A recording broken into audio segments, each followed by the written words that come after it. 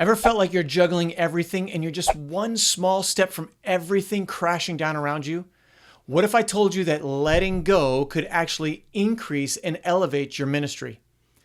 Stick around to discover the one singular secret that transformed my job and my whole youth ministry experience. Hey, my name is Eric with a K, and I am the host of the Practical Youth Ministry Tips podcast. And my job, my role, what I want to do here is to empower you and equip you with practical tips that you can employ into your ministry right away. And today I want to give you a secret that I didn't like at first. I remember it was over 30 years ago, I started as a youth pastor, and I was planning and prepping for our fall retreat. And I remember Mish, who was one of my volunteers, came to me. She says, Eric, how about I help you take care of all of the registration and the details for the fall retreat? And I'm like, no, that's fine. No big deal. I've got it. She goes, Eric, you're not good at that stuff. And I'm really good at it. And I like it. And there was this weird moment, like ego came in, and I was like, what do you mean I'm not good at it? But at the same time, she let me see something that I couldn't see.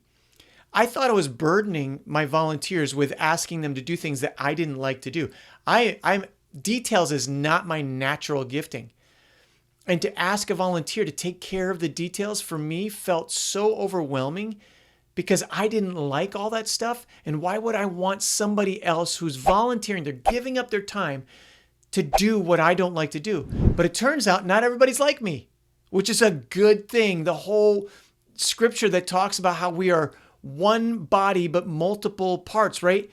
God uses us taking all of our gifts and our talents and abilities, and he puts them together to the body of Christ so that we can do better together than what we can do on our own. And that's what I want to talk about today. So Mish really helped me discover that. And then that freed me to start empowering volunteers to do things that were not my natural best things. Now, sometimes there's things that you have to do just because of resources or lack of people, whatever. But if you can give something away. You want to give it away? Fine. Man, does that change things. Doug was a volunteer of mine when I was a middle school pastor in Oregon. And he came to me and said he wanted to volunteer and be his son's small group leader. Now, we had to have a conversation because I know that sometimes that's not the best match for a parent to be a student small group leader. I ended up being my son's small group leader years later, but that was a conversation, right? So talk to the son, talk to him. They were both good. Well, a month into it, he discovered that's just really not my thing. This was not his natural, most exciting gifting. He didn't love being a small group leader, but he told me, he said, Eric, I'm committed. I committed to you for the year, so I will finish out the year. And I was really thankful for that. I would have taken a spot if I needed to, but glad that he stuck around. Now, during that year, one of the things I discovered about Doug was that he was a CEO of a pretty decent sized company. He's a big deal. He had several stores. He had 350 employees under him. And I believe it was twice a year, he would do a retreat with all of his employees. And he put all of that stuff together. So in thinking through this and his gifts and abilities, talents, all of that stuff, that summer after he fulfilled his contract, if you will, I sat down with him for lunch and I gave him what I called the big ask. I had a whole bunch of things that I knew he could do and would be good at, and I wanted to see if any of them would be of interest. And when I was done kind of giving him the pitch, he goes, I'll do it. I said, which part? He goes, all of it. I was like, really? He goes, yes. But just so you know, on the front end, it's going to take a whole bunch more work on your part. We're going to have to meet together to talk through all of the things that you want to happen. But on the back end, you are going to be so free from having to worry about these things. And so he essentially became an unofficial executive pastor to middle school ministry / admin. Now, we had an admin person, but it was more focused on our volunteer team. And so what Doug did, we would meet together and we planned the entire year out of what I wanted to be taught for our volunteer team, who are some of the people, the things that I wanted to do. And then Doug took all of that. He planned where we were going to meet, got all the information to all the volunteers, took care of like kind of the potluck type of stuff, got people who and companies who would donate food for our volunteers. Like it was awesome. And then he would contact the people who were going to do the teaching for that particular meeting. I would show up and I would just do my part. It was amazing. And Doug was so excited to get to do something that he loved to do. Empowering your volunteers, giving your ministry away is such an incredible gift, both to you and to your leaders. Somewhere along the way, and I can't tell you where, I've heard this 80-20 principle rule. If you can do 80% of your job in the things that you just love to do and you're really great at, and then 20% of your job be the things that maybe you're not so great at, but you just kind of have to do because that's just how it is, that would be amazing. So I guess a girl can dream. I love that picture. I love that concept. Like if I can, 80% of what I do is what I love and I'm just so good at. And then there's just a few things, 2 out of 8 things I'm doing that details, organize, whatever. Not my favorite, but I need to do those things. That'd be amazing.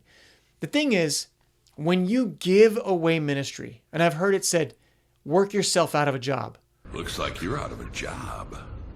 Well, wait a minute. Does that mean I won't have a job later on? No. That's not the concept. I had a pastor tell me one time, Eric, if I just saw you walking around on Sundays, talking to people, empowering, because you've been giving away your ministry, I'm happy.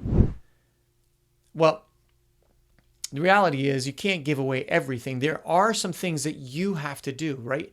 But what is it that you are the best at? That's your most important thing for you to do. If there's a way you can focus on that and give the other things away, like I'm going to be the key communicator when I'm the youth pastor in my church, right? But I'm also going to build a team of communicators who filter in that we have this rotation, that I'm empowering others to become better communicators, to learn. I've had volunteers become youth pastors as a result of being volunteers who I'm empowering and giving away ministry to, because they suddenly get this thing going, I like this. I like speaking to students. I like planning. I like prepping. I like the discipleship, all of those things. And they sense a calling from God in their lives to do what I'm doing. It's pretty awesome. Those moments are just gold. Now, giving away to your adult volunteers is one thing, but what if you could give away to students what maybe your adults don't need to do because they can do things that are maybe higher level or more difficult, whatever. That's a great idea. You start giving away to your students. Let me tell you a story about Caitlin. I had asked Jory, who was one of my volunteers at my church when I was working at this church in California, and I asked Jory to lead a team of students that would run our games. Now, I knew Jory was good at games. That's one of my favorite things. I love to lead games. I love coming up with ideas. And if you've been on this channel, you've seen games that I've come up with, games that I love to talk about. But I knew I needed to pass that on. As much as it was hard to let go of because I really enjoyed it, that was something I could give away. I was going to give it away. So I asked Jory to kind of be the lead volunteer, but not to run everything, just to meet with the students once a month. And this is what happened. I got Jory together. I pitched the vision, and then we put it out for students who want to be part of our program team. And then we had about 6-7 students that joined onto our program team. And I met with them for their first meeting, and I talked, did some like brainstorming of how to come up with creative games and that kind of thing, laid out what's the philosophy behind ministry games. I showed them a video from Kenny Campbell from Grow Curriculum, stuff you can use on like philosophy and all that stuff behind games and tips on games. And then here's what I want. I want a mix of games. I want upfront games. I want all play games. I want screen games. I want messy games. I went through a whole list of types of games. And I said, I want you to mix them up so it's not the same thing every week. Then Jory would meet with them once a month. They would plan out the whole month's worth of games, practice them there, and then the students led it. And here's the deal. Caitlin was our key student leader. She was a 7th grader.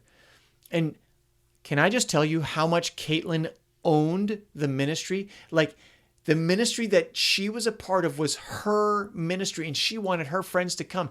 Hey, come, I get to lead these games. It's so awesome. She was thrilled, over the moon about being the key leader. She actually owned that she was the leader for the games, the program ministry. That's empowering, my friends. And was it as great as if it was me leading it? No. But the reality is it was actually better in one sense because it was peers leading peers.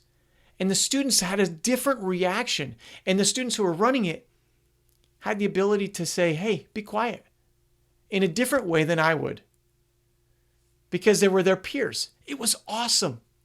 And I'm telling you, the gift that it was to release and release and release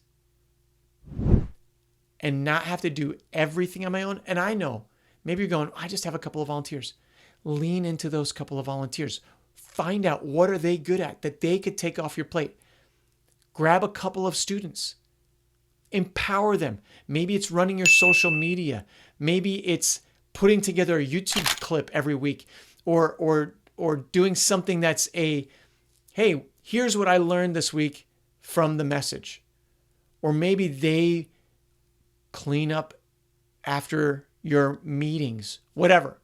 Find the things that you can hand off to others and watch it transform your ministry. I am better because I've let go of things. When we hold on to things, I think ego can come into there. Like I said earlier, for me, early on when Mish said that to me, I was like, oh, what do you mean I'm not good at this, right? But boy, when you start empowering others, you're gifting them something incredible. And as a result, there's a gift coming back to you and to those you get to oversee. Be the overseer, be the shepherd, be the one who just sees over and helps people to move forward and to be better, evaluate, do all of those things. I'm telling you, it will so much transform your ministry. Now, as a result of the game stuff, like I said, I love games, and I want to give you a gift. If you haven't gotten this, I wrote an ebook on games. It's free and a companion audiobook along with that. Both free gifts I want to give to you. The link is in the description down below. I would love to let you read that, listen to that, talk about philosophy of games and ministry, a bunch of low prep, no prep games, as well as 15 best practices that you can hand off to somebody else, whether it's an adult or a student, and let them read that and then own and crush it. Okay, you're going to crush it. At being a game leader. I would love for you to download that. Would you do me a favor? If this was encouraging and helpful to you, would you click the share button and pass it on to somebody else? I would love that. What I want to do is I want to give you practical tips that you can use in your ministry. And I believe this is a really transformative tip that could do so much for your ministry. And the dividends, the dividends are going to be incredible. Well, that's all I got for you this week. We'll catch you on the next episode of the Practical Youth Ministry Tips podcast. See ya!